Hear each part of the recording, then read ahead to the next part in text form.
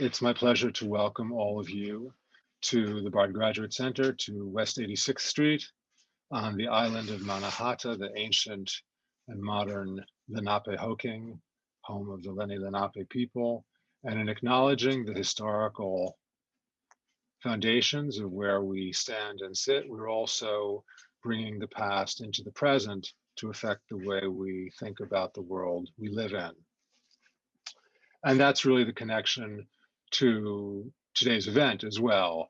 I'll be introducing Elizabeth Guffey in a second. She was, as many of you will know, a research fellow at the Bard Graduate Center this past fall, where, among other things, she delivered 3 lunchtime talks that turned on many of the subjects that will come up today. I'm not sure whether the fall's events were an introduction to today or whether today is a kind of comment on that. Elizabeth may have more to say about it.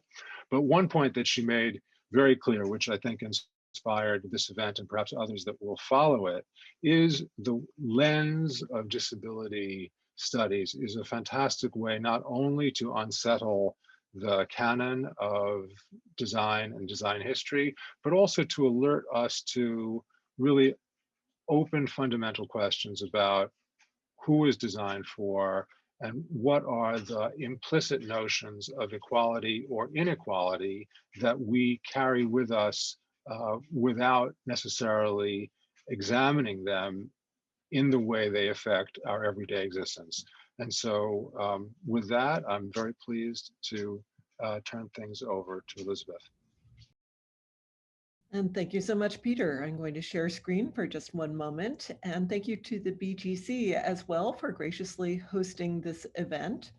We're so excited to have a chance to discuss these topics, but also this book, Making Disability Modern, which Bess Williamson and I have co-edited and was published last summer. And we're also looking to bring to light some of the things that Peter just mentioned. This is an area that doesn't get enough attention in material culture study, that is disability studies, but it has its own body of theory and scholarly conversation. It's similar in that way to gender studies or LGBT studies because of the academic and social contribution that it can make. The goal of the book was to explore the place of disability studies in design history and material culture, especially in relationship to ideas of modernity itself. We believe that disability complicates our understanding of these fields, as Peter was just alluding to, and can help us expand the methodologies that we use in these disciplines. To do this, though, today, what we decided to do was to have 5 of our contributors come together from the volume. They're going to speak for 5 minutes each on a disability object of their choice.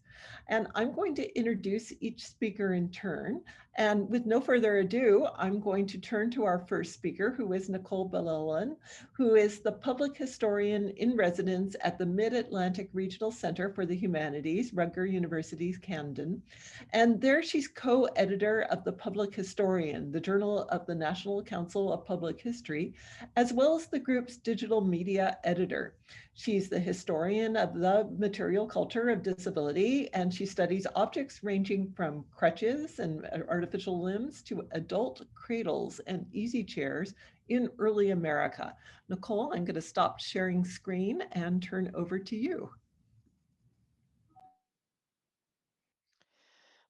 Thank you, Elizabeth and Bess, and to the Bard Graduate Center for hosting us today. It's really an honor to be a part of the volume that Elizabeth was just introducing to all of you. I hope you all get a chance to take a look at the wide variety of pieces that are in there. I am here today in my upstairs office at home. I am a woman in my mid-30s with long brown hair pulled back, and behind me you can see parts of my disability history collection. I have several crutches along the wall back there. And I also have my favorite crutch here with me today. I'm holding it in front of the screen, and we'll talk more about that in the next 5 minutes. So this is a wooden crutch. It has several sides to it. I'm about 5 feet 2 inches, and to give you a sense of scale, it is for somebody who's a little bit taller. It does taper toward the bottom. I'm holding it up now so you can see the top part as it gets smaller toward the bottom, and you can see there's a nice patina down there and the wood is splitting a little bit, all signs of wear. It's hard to date things like this. It's probably anywhere from early 19th century to the early 20th century. There are a bunch of initials inscribed in this crutch, which is what makes it so unusual. And I'll be talking more about those in a minute. You can see one set of initials here. One reason I like to talk about crutches when I talk about disability history is because they're so common today and historically. And I think because of that, and as I will show in a couple of minutes, crutches are good to think with. They really help challenge our assumptions that we bring to objects when we study them. And this crutch, I think, or crutches in general, help us question big themes in disability history and the history of everyday life.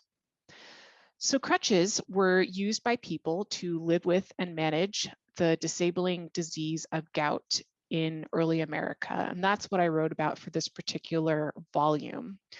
But crutches were used alongside all sorts of other objects. And they were also used with the help of other people for disabled people to live with and manage disability. But all these objects that I talk about in the chapter about gout were also used by people with other types of physical disability too. I always thought of crutches as something that you use to get from point A to point B. This was based on personal experience that was relatively short-lived. And certainly that's the case in many instances. Maybe some of you have your own crutch stories to tell. Maybe you use them on a daily basis.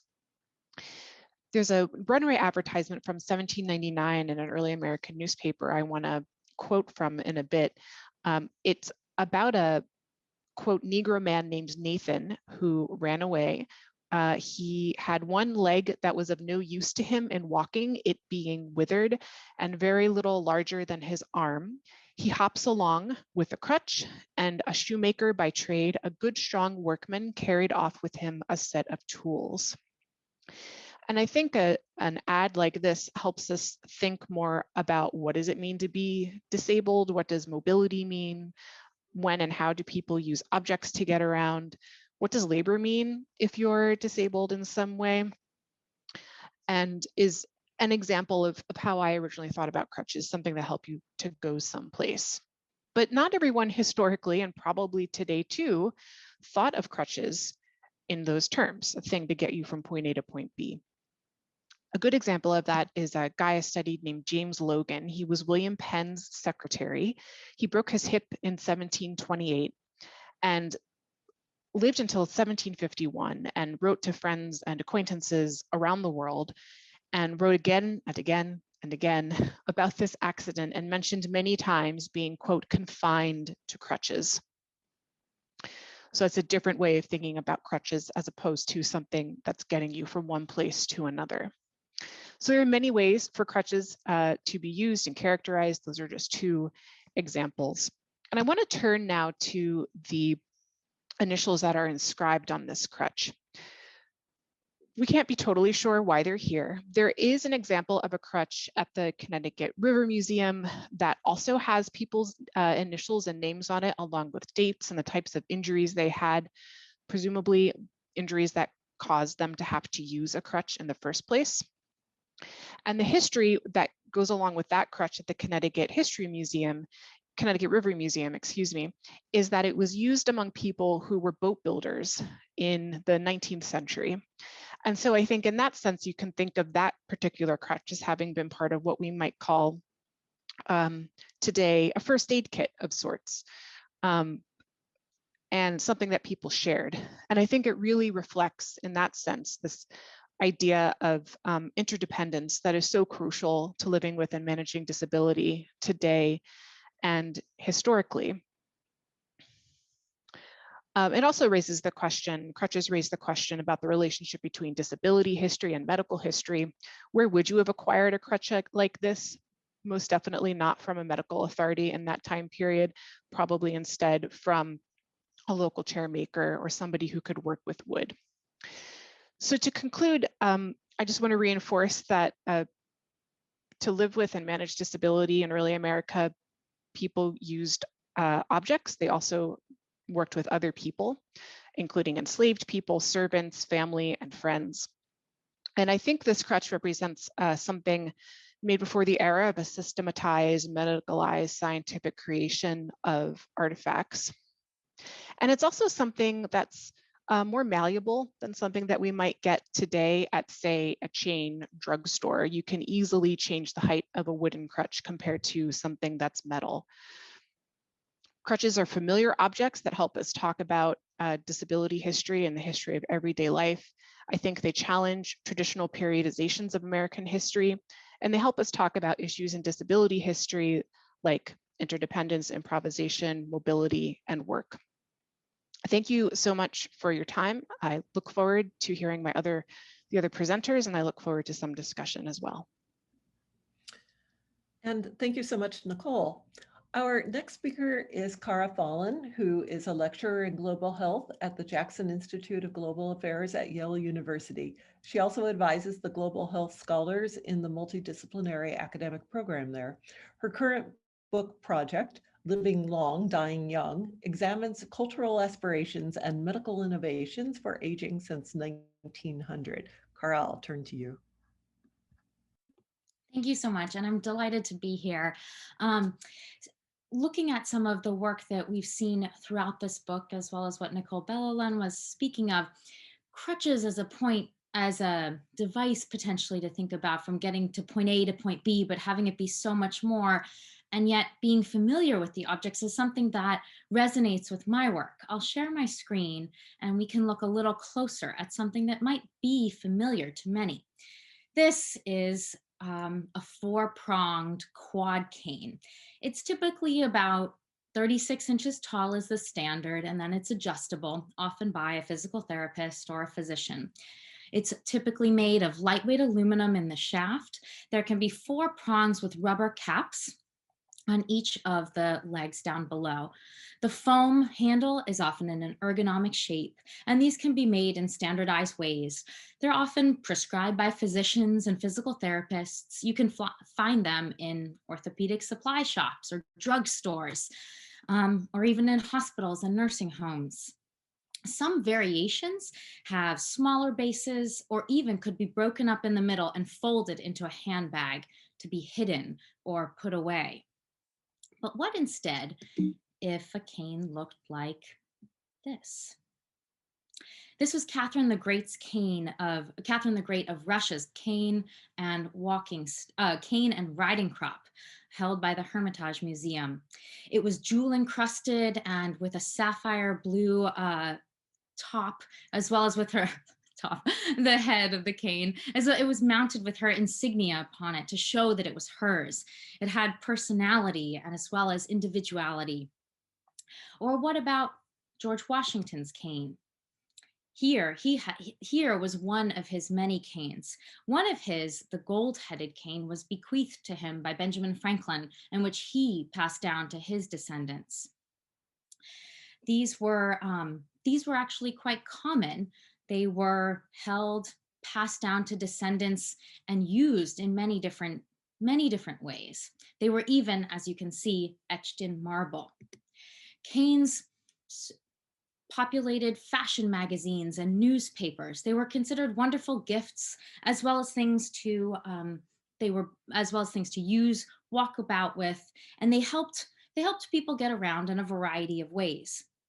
They were made of a variety of materials: ebony, snakewood, birch, and a range of other kinds of woods forming the shaft or the body of the cane. The head could be hand carved, chased in silver. It could be jewel encrusted or with gold mounted atop the head. And the bottoms, the ferules, were often of metal rather than rubber. These canes were meant to be seen, not hidden. They were often inscribed and even etched in marble, and they circulated amongst monarchs and men, but also amongst the middle classes moving into the 19th century. They were symbols of power and prestige, of authority, even the patriarchy. They were symbols of wealth and formality. And they were periodically part of high fashion across genders and classes. They were common in people of all ages, not only the old and not only the young, but people used them across the life course. So what happened? How did we get from this variety of canes to the one that we know more commonly as that standardized aluminum cane? Well, there were a variety of changes that my work discusses and thinks through. And to have a multitude of changes, we'd have to work through each of them, which I won't do today, but to give a few highlights. For one, fashions became less formal and increasingly casual over the first decades into the middle of the 20th century. And the cane's association with Victorian formality, with the aristocracy, became increasingly important to cast off for many people who were part of the aspirational middle classes.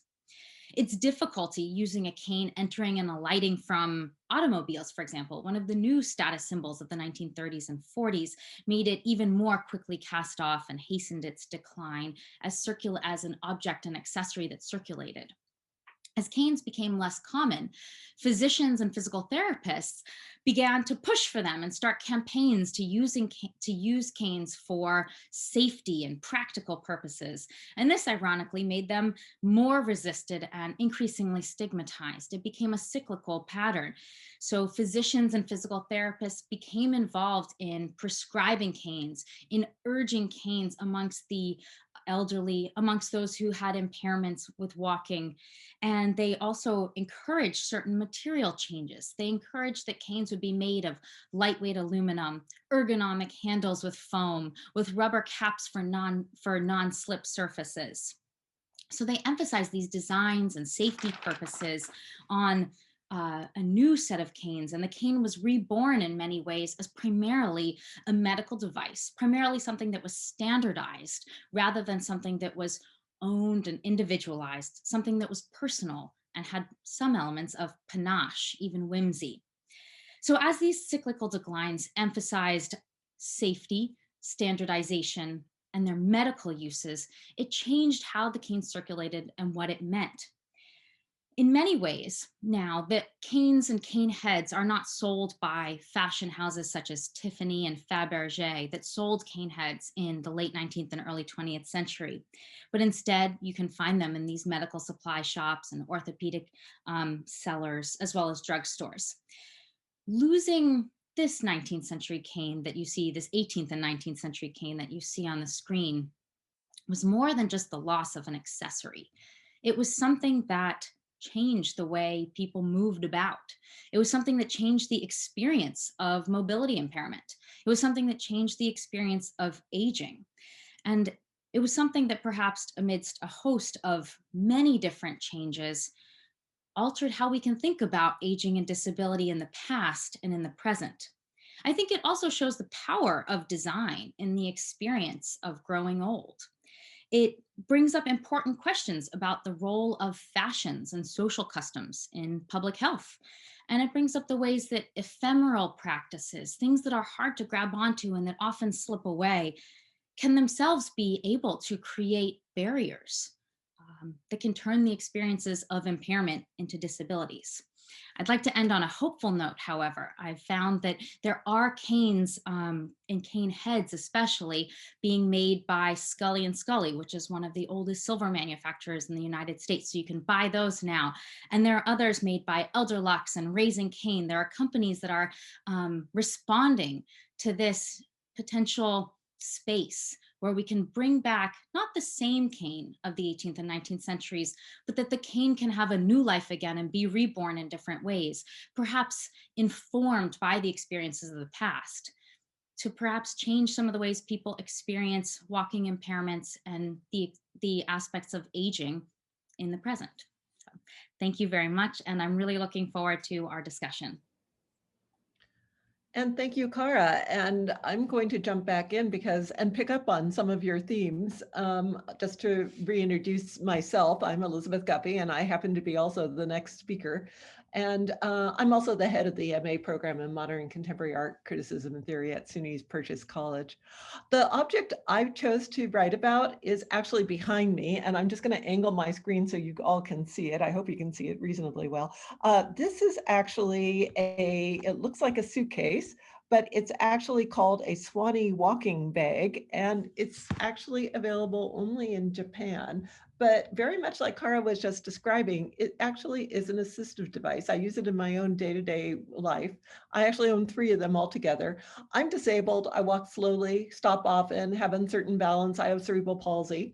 And for disabled people like me, just as Cara has described, there actually are not a lot of options, and most of them are pretty medicalized. And once you get into the system, as Cara has just said, you're really, really pushed to use one of a very limited range of things that are available.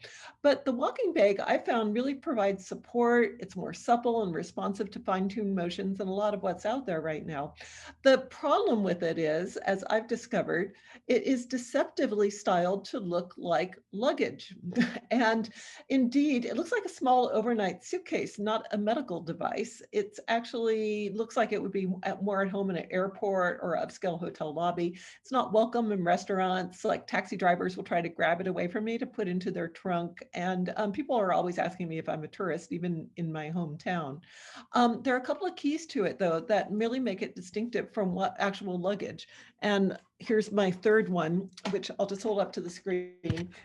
One thing is that it has these spinning wheels, which were really revolutionary at the time it was first introduced. It's also a really heavy thing. I've taken the fabric bag off of it, but it has a steel frame, and the frame is actually tapered in a way that actually helps you hold your balance more. And that was developed only after a period of time.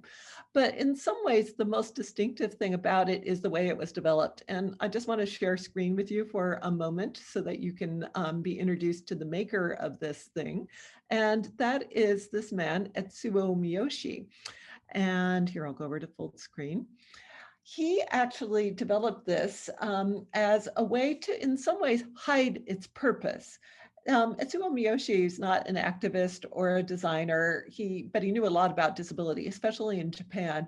He developed polio when he was about 6 months old and experienced weakness on the right side of his body.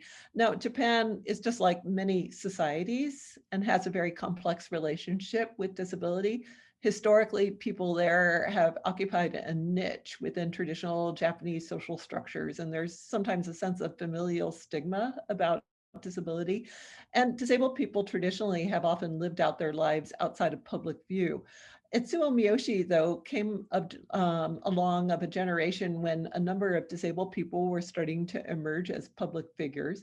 He was encouraged by his family to go into the family business selling gloves, making gloves. And he also was encouraged to develop his own bag. Now, he had gone on a sales trip, so he says, to New York City, and he saw this wheeled trunk, which I'm showing you over on the far right. And it was designed as a large vertical case, and it was fitted with rolling casters. And he put his cell samples into it. He discovered, though, that it helped him walk. And over the years, he ended up developing versions of it. And I'm just showing you also one of the early models that he developed. He introduced it commercially in 1995. Now, for me, one of the interesting things is that, so here's this interesting new disability object. Actually, when he introduced it, though, there was no market for disability objects in Japan.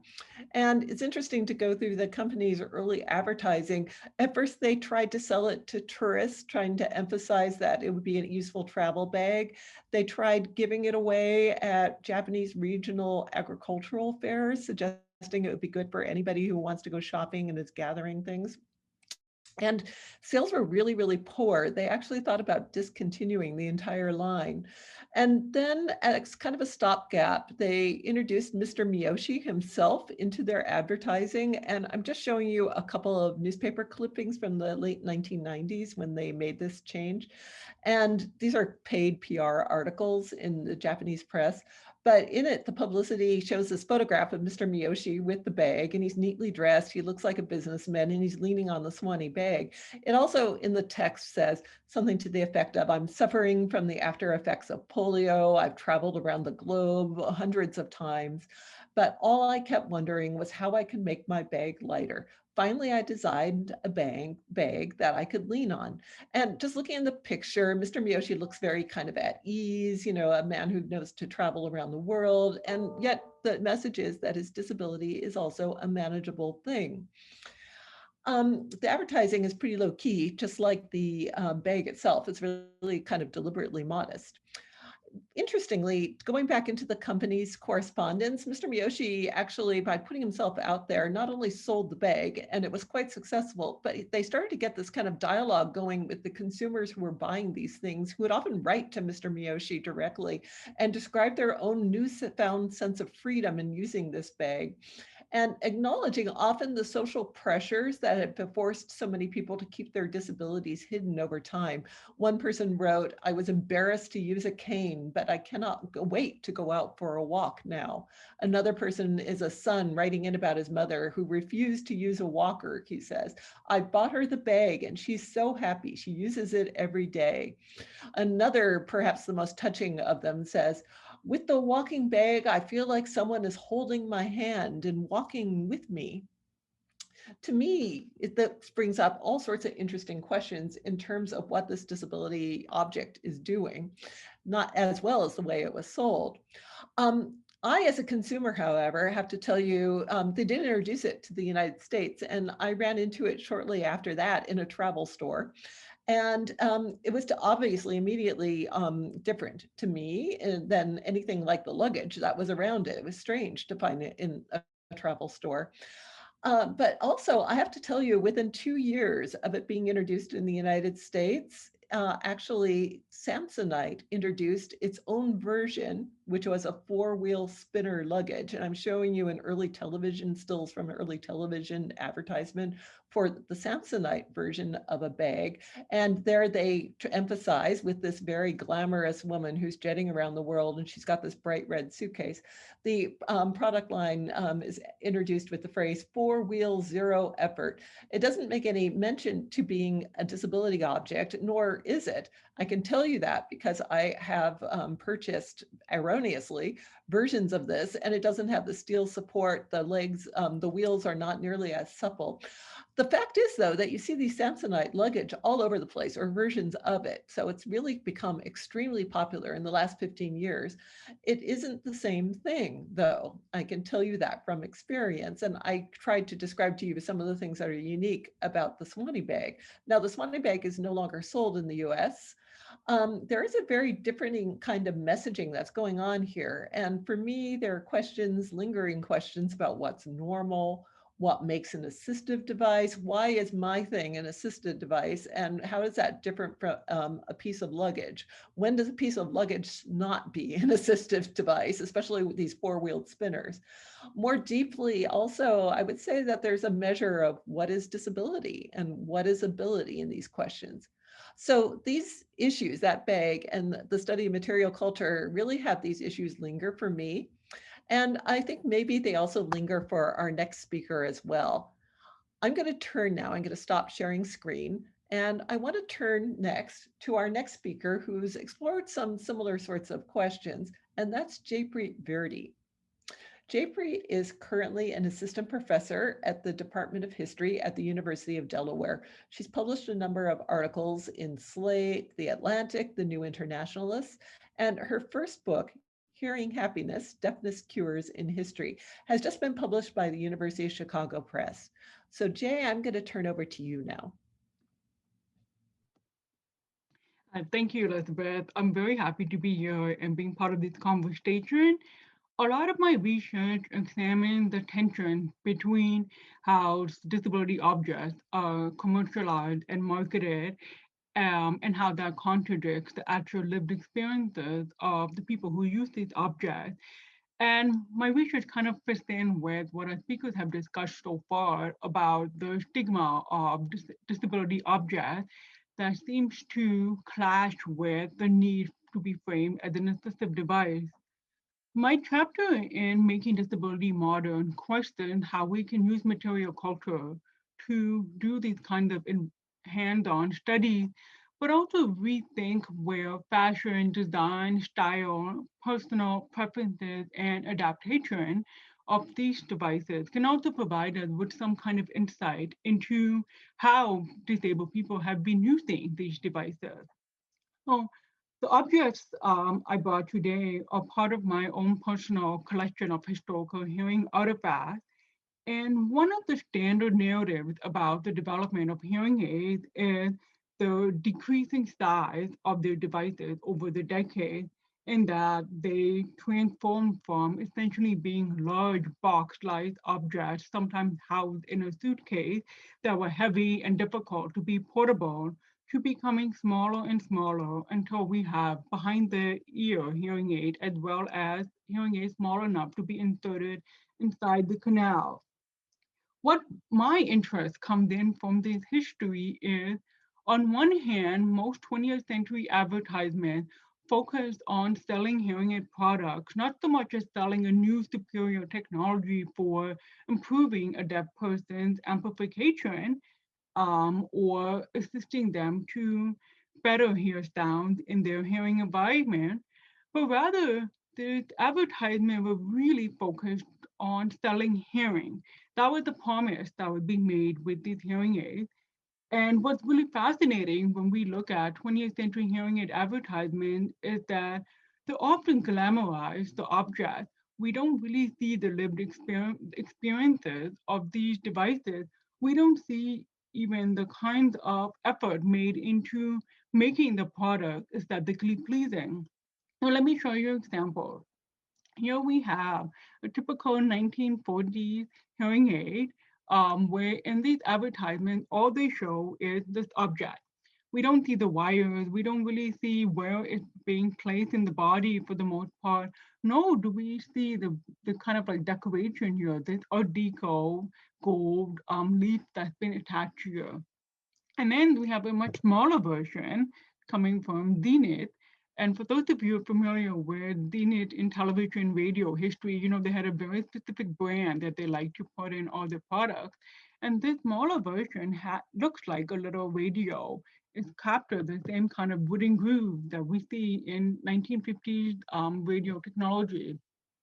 So my interest in looking at hearing aids is really to think about how these kind of marketing of the devices as being simple, beautiful design contracts with people lived experiences. Where are the wires? How do people wear these? What kind of questions about race or gender can we derive from these objects?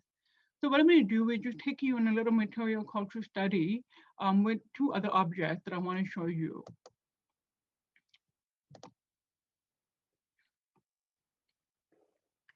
So what we have today is another version of the Zenith hearing aid. This one was developed and marketed in 1944, and it's called the radionic hearing aid.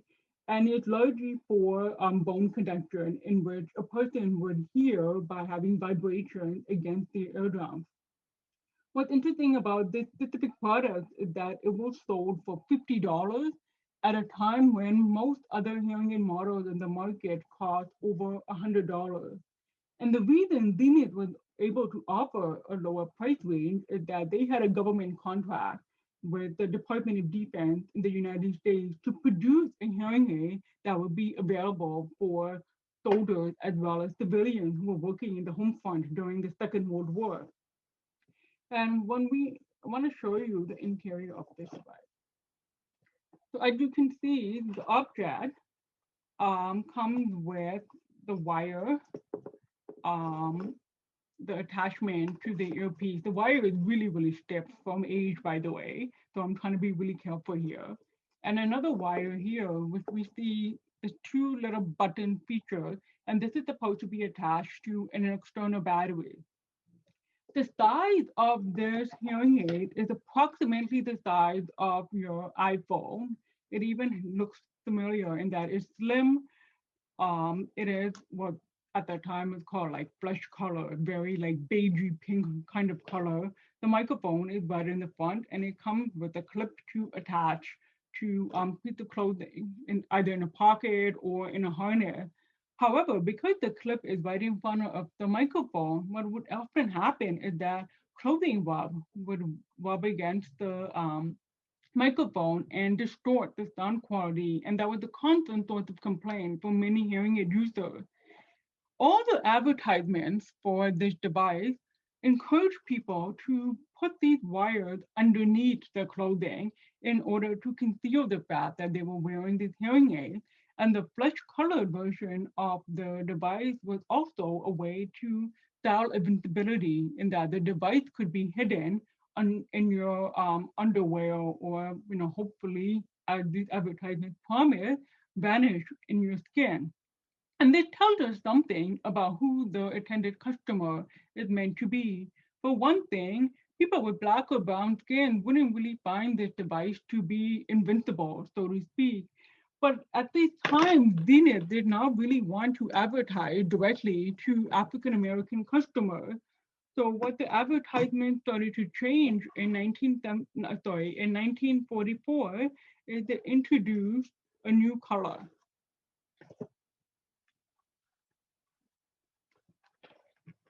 Go. A very familiar device, except it is black, like jet black, rather than being in a flesh color. Nowhere in the advertisement do they need to make a direct reference to the fact that they hope that this product would appeal to African American customers or non-white customers. They just introduce a new color and they place the black on a white hand in all the advertisements, which doesn't really tell us about how the device could be concealed. And again, as with the first object, there is a very stiff wire that connects to the battery, and there is a button earpiece in which you would wear the piece inside your ear.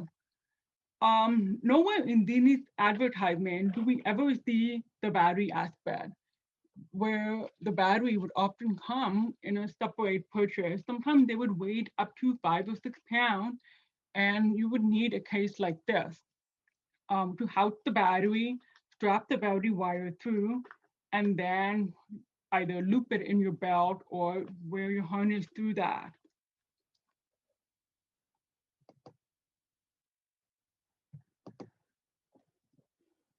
I'm back. So what I find really fascinating about actually doing hands-on material culture studies with disability objects is also to evaluate how they blur categorizing lines. For instance, a hearing aid can be viewed at the same time as a medical technology and consumer product, as well as an individual technology that is worn on your body and can be personalized or used to portray a certain kind of identity. So I'm going to stop right here and shift over to the next speaker. Thank you. Thanks so much, Jay. And our final speaker today is Bess Williamson. She's a historian of design and material culture at the School of the Art Institute of Chicago. She's also the co-editor with me of Making Disability Modern. In addition to that, she's the author of Accessible America, A History of Design and Disability. Her writing has appeared in the Winterthur Portfolio, the American Studies, and she has reviews in design and culture and design issues. Bess, I'm going to turn over to you. Thanks, Elizabeth. And thank you all. This is just like you all audience are getting a sense of how exciting it was to work on this book and these great examples and objects that we all have been looking at. As the last speaker, I'm going to bring in one more object that I've been looking at. One thing I just wanted to note, I found it interesting realizing that a lot of our objects that we're presenting today have to do with walking and legs, which is kind of interesting.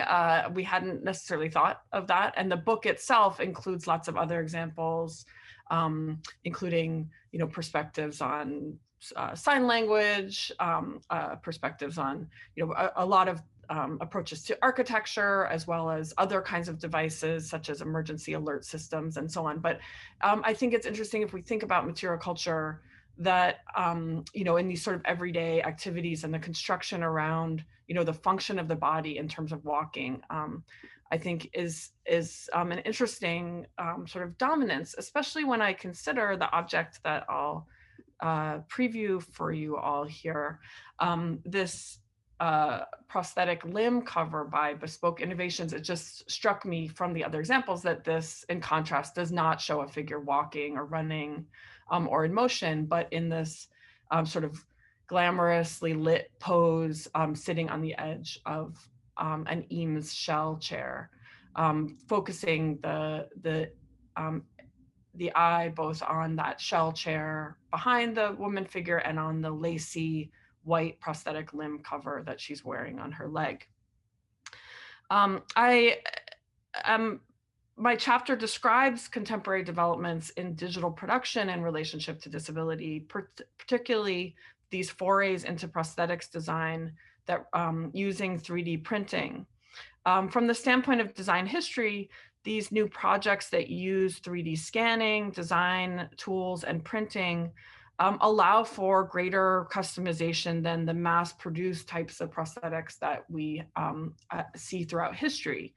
In particular, thinking about style, but as well as fit for women, for children who weren't as well represented in the prosthetics market. I don't have this object before me, but in a sense, the image is in some ways the object, because I'm writing about how these images and other forms of publicity do a lot of the work of making these from an individually worn object into a larger discourse about design and about what design does. And I wrote it in part because as a scholar of design and disability, I'm kind of bombarded by these images of people sending me like, oh, have you seen this cool thing? The prosthetic limb is so central in a broader popular discourse about technology and disability that it was sort of my chance to address it more specifically. In particular, the way that this discourse about 3D printing uses disabled bodies and disabled people as a kind of edge case, sort of representing the future of this new technology. In some ways, the question, what is 3D printing for? Disability kind of provides the answer for that in terms of the idea of customization that is then reflected back to portray this technology as something that's inherently progressive or sort of advanced or heading towards the future in some way. The term bespoke in particular shows up a lot, not just in the name of this company that made these customized limb covers, but in other spaces in exhibitions and articles and so on, borrowing from the fashion tailoring term to suggest a kind of individual attention. But this is somewhat ironic in a way because prosthetics limbs are all bespoke, which is to say that they require a one-on-one form of fitting and customization in order to work. They're not an off-the-shelf form of technology to begin with. And in addition, that these products are often referred to as a 3D printed prosthetic limb, which they are not. They are a 3D printed cover for a customized, machine-made and very expensive object that is underneath it, which is the functional limb. So there's also, a way in which the discourse around what is bespoke here is really not particularly attentive to what disabled people experience as a prosthetic, but instead what non-disabled people like me think about when they think about the limb, which is what they see on the outside. So I write about the ways that, some of this kind of limitation, uses aesthetics in a way to kind of obliterate broader discussions about what prosthetics are and what they are used for. They fit into what Ashley Shue calls techno-ableism, or the insistence that disabled people should and must adopt new technologies, that's the kind of inherent desire or interest for disabled people. In contrast to these images that put forward 3D printed prosthetics as an endpoint for thinking about customization, I also raised the question of what it actually means for disabled wearers of prosthetic limbs. And here I look at a contrasting set of images that were published as part of this excellent and sort of field shaping special issue of Catalyst from 2019 on crip technoscience. And in that special issue, there's an article by these 3 disabled women, Mallory K. Nelson, Bethany Stevens, and Ashley Shue, about the idea of what they call Crit-Borg bodies, which is to say disabled bodies that are constantly in conscious and varied relationship to technology. And included in the article are these drawings by Mallory of herself and of the two other women, Bethany sort of lounging on her wheelchair, Ashley kind of floating across a room on a rollator walker with her leg in the air, and Mallory herself using crutches without a prosthetic limb, that sort of expand the range of options when we think about disabled bodies, right? That it's not just about a prosthetic limb and how it's made, but what range of technologies one might be using, including, and I think this is very significant for sort of the focus on material culture, including no technology at all, right? And in the article, Ashley in particular talks about crawling around on the floor as one of her preferred modes of mobility, right? That as a design history scholar, as material culture scholars, we tend to focus in on these objects. These are the evidence that we have in many cases of people who are otherwise not represented in the archives of disabled people, but that a lack of technology or a choice not to use technology at all is also a part of the material culture of disability. So with that brief thought about my own chapter, I'm gonna invite all of my fellow panelists to come back, and we'll take questions. We have a nice amount of time for discussion. There's already a question in the Q&A, so I'll go ahead and ask that, and I'll say to the rest of the audience, please feel free to enter questions into the Q&A. Make sure you put them in the Q&A as opposed to the chat. Neither are super busy right now, but if they do get busy, then we won't be confused. But please, I invite your questions. So this is an interesting question here from Jennifer Tobias that I'll just read. I've been studying design for a prosthetic hand, patented in 1912 and apparently quite popular since. I'm trying to figure out if part of its popularity is due to patenting. I wonder if any of the speakers have noticed a role for patenting and copyright or open sourcing in the dissemination of 20th century design for disability. So I can think of connections to many of your works, but go ahead if you have responses. Elizabeth, I don't know. Elizabeth, do you want to say anything about the, well, I shouldn't say, but what came to mind for me is the patented folding wheelchair, but I don't know if you want to go there. That Elizabeth addresses in her book, Designing Disability. Right, yeah. So I have written on the history of the wheelchair in my book, Designing Disability. And indeed, one of the fascinating things to me is that there were all these patents taken out in the 19th century, many of them by women and caregivers for various types of wheelchairs. And certainly the folding wheelchair was one of them. And so it's an interesting question. So when I saw this question, my first thought was the problems with American patenting system versus copyright, which is so complicated to parse. And I think for me, it was fascinating. It's fascinating to see that patenting is in itself a rather complicated process in the US, and yet to see that so many of these people were going to this trouble to patent.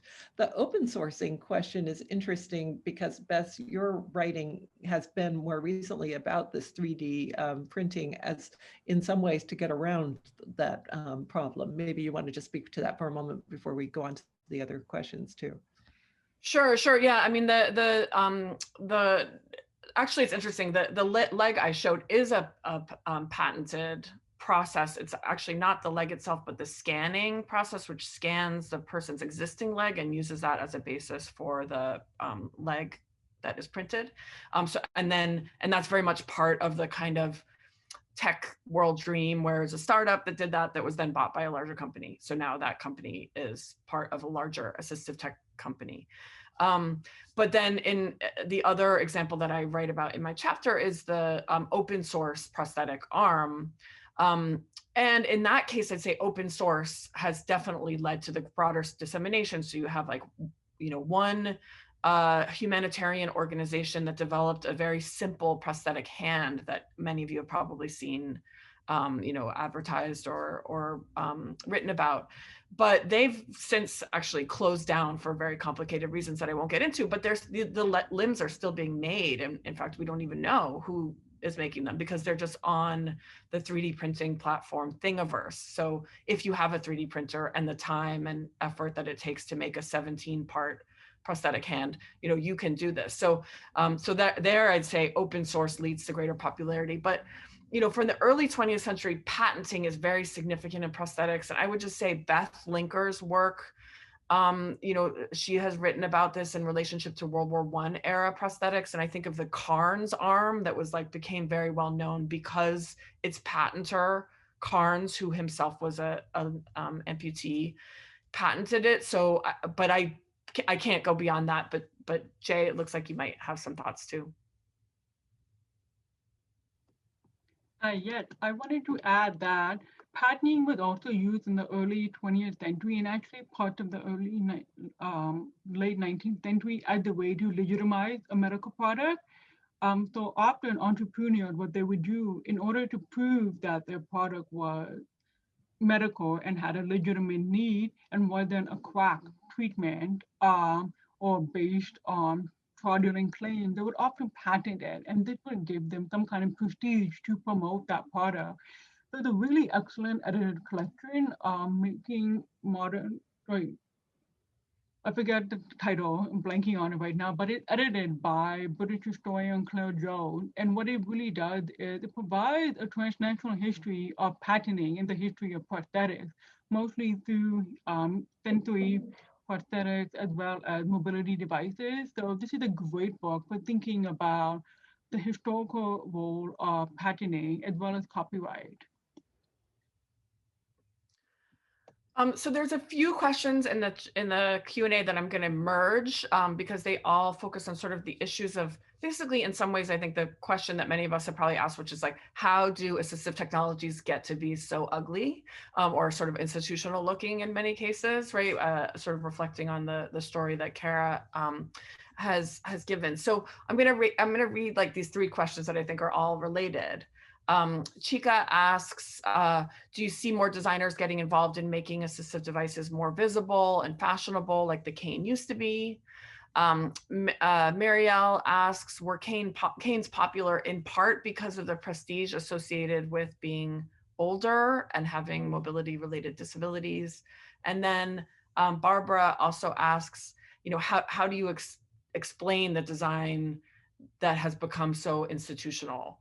Is it cheaper or, is it covert judgment? So that's a range of questions, but I think they could relate to a lot of the objects that we're talking about. But Cara, do you want to see what aspect of that question you'd like to answer? Sure, I'm happy to run with this, and it's such a wonderful question and set of questions. So thank you. I certainly get that all the time. Why is this that way? Why are they so ugly? Why isn't there something better? Why isn't there something more? And so I think that this is a sentiment that I hear quite frequently. And in terms of sort of taking the first part of what happened with the design, in terms of physicians and physical therapists, orthopedic surgeons becoming involved, part of the changes to the design were because they prioritized a very particular set of criteria.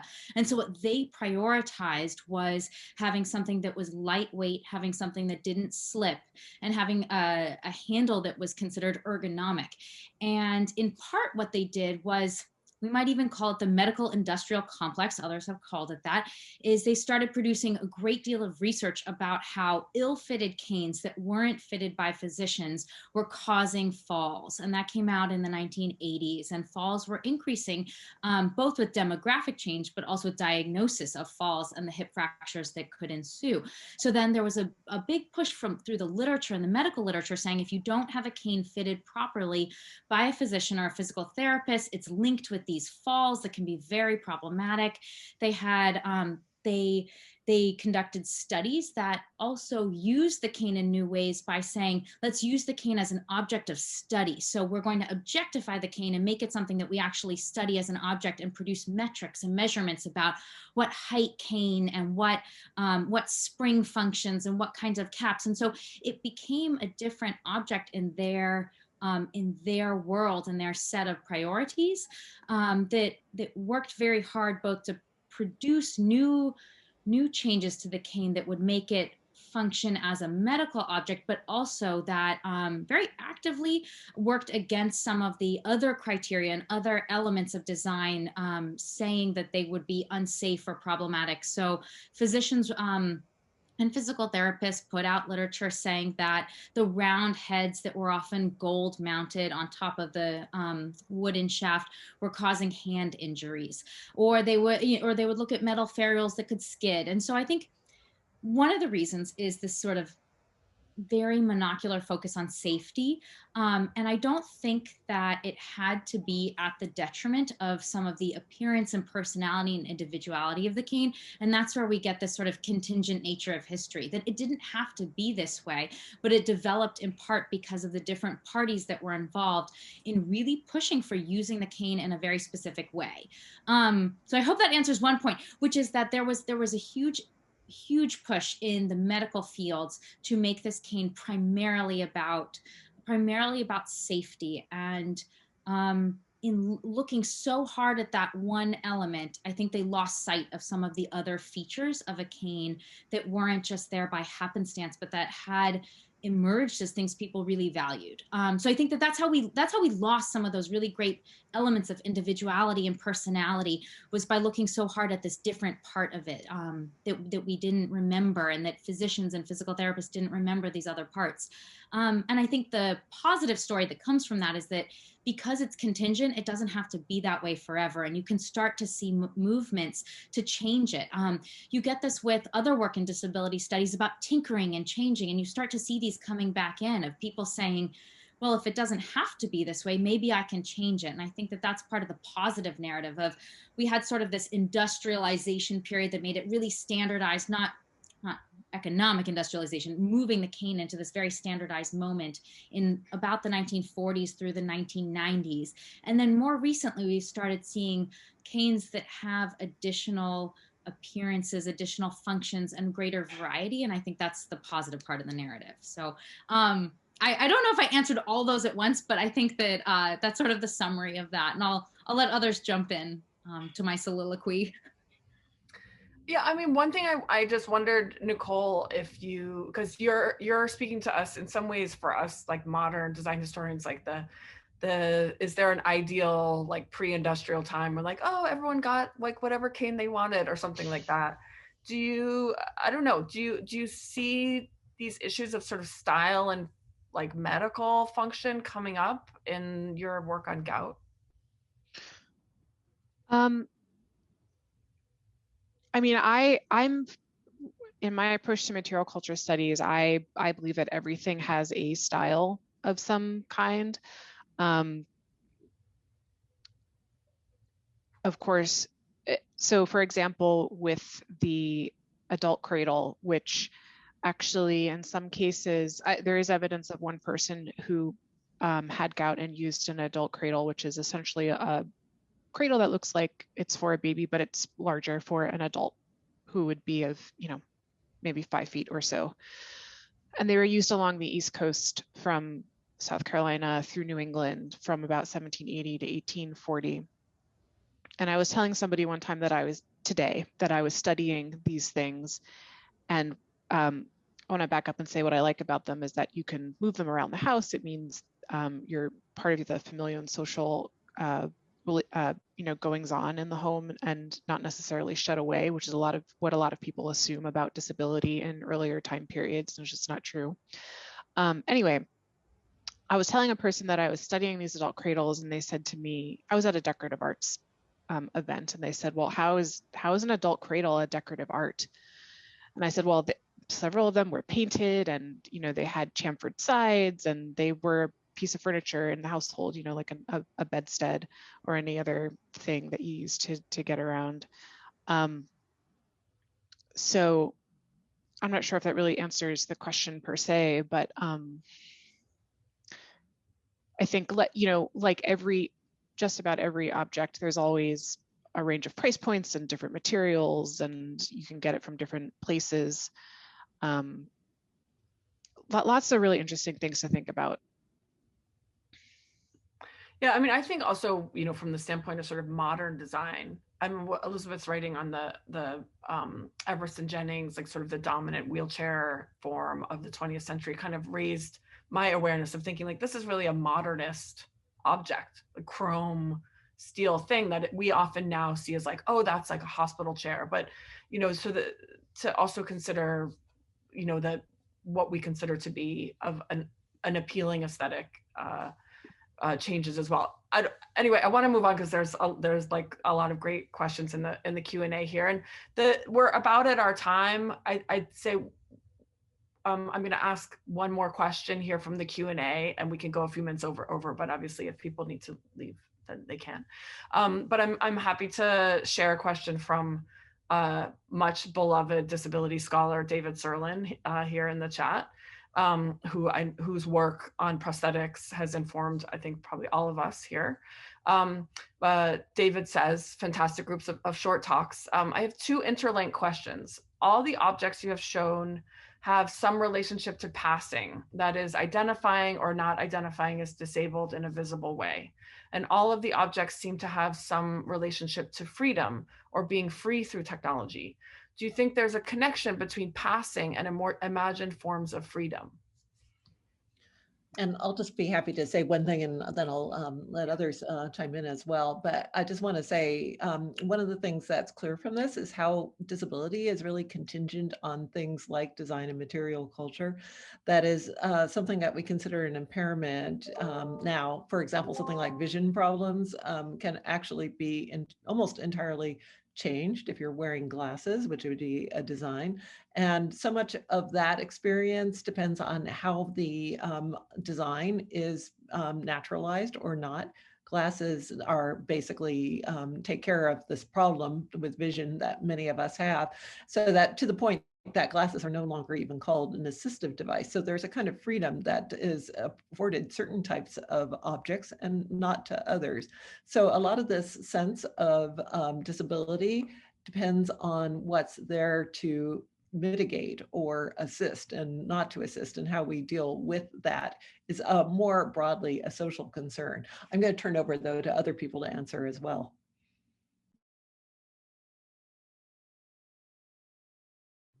I'll jump in. So first, hi, David.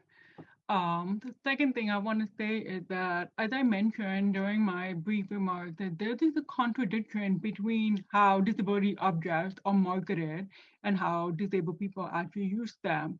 Even when we have standardized objects that are created in this ugly fashion, lacking any kind of aesthetics or really pushed to look like medical objects in that steel, clean look.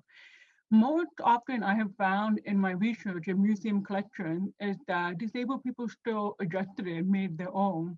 The Everson Jennings wheelchair is very well known, but I found examples of the same chair in museum collections where people have added fabric or changed the lining of the seating or added decorative stickers or something like that. There's something to be made in their own. And I think this kind of need to push an individual ownership of this object is part of what makes an imagined sense of freedom. It's yours. It allows you to move about and negotiate in your environment the way that best fits for you. Whereas the marketing of these devices is always about stigmatizing the disability and like forcing you to pass. And this really speaks to the way ableism is still very prevalent in our society, and we can see this through a material culture analysis. I'll jump in as well. Thank you so much for the question. And I think that passing and freedom and that tension is at the heart of canes, especially with respect to age. One of the things that was quite different in the late 19th century, for example, when canes cluttered the streets, was that if someone was using a cane in a variety of ways, one could pass as a variety of different identities. And so there were young people who had canes, there were old people who had canes, and you could use the cane for a walking impairment and for support and balance, or you could use the cane as a display of your profession, because certain professions had certain types of canes.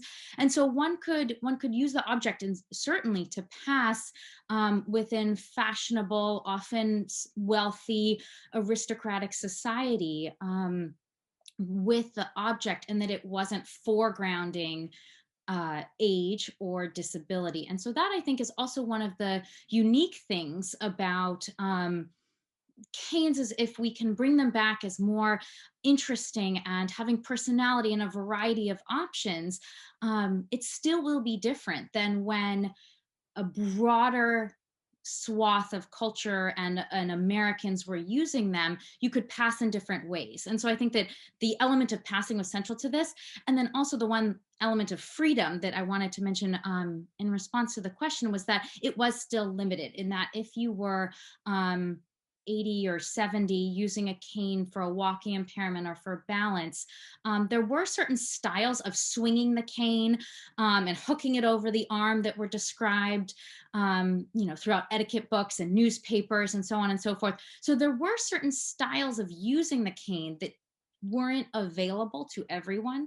And so the object might enable you to pass in certain ways, but not in all ways. And so that it was limited. So this freedom was not without its limits. And so I think that that's probably the takeaway from my research, is that certain objects, such as the cane, enabled you to pass in particular ways, but they still had their limits.